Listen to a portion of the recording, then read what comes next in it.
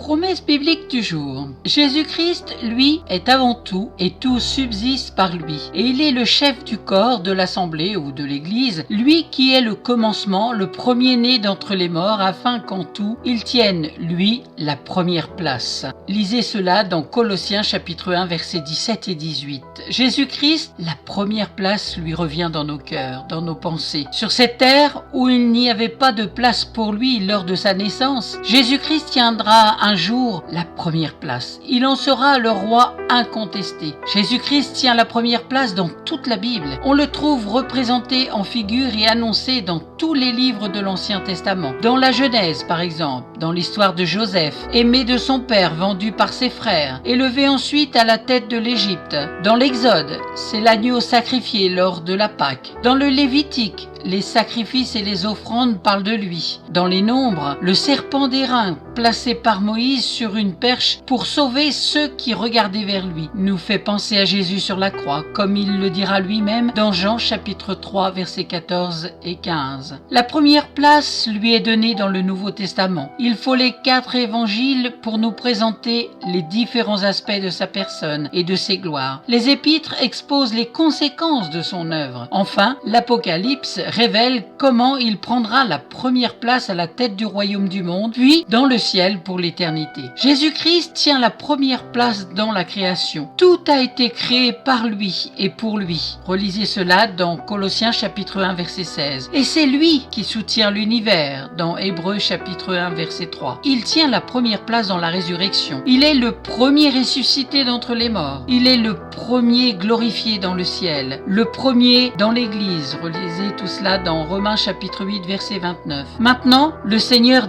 Jésus-Christ désire occuper la première place dans ma vie et dans la vôtre. A-t-il vraiment cette première place dans vos cœurs, dans vos pensées, dans vos actions? Il y a dans les 10 commandements ce verset qui dit « Tu aimeras le Seigneur ton Dieu de tout ton cœur, de toute ton âme et de toute ta pensée. » Amen. Si vous ne possédez pas de Bible, n'hésitez pas à me contacter, je vous en offrirai une. Soyez bénis, à très bientôt.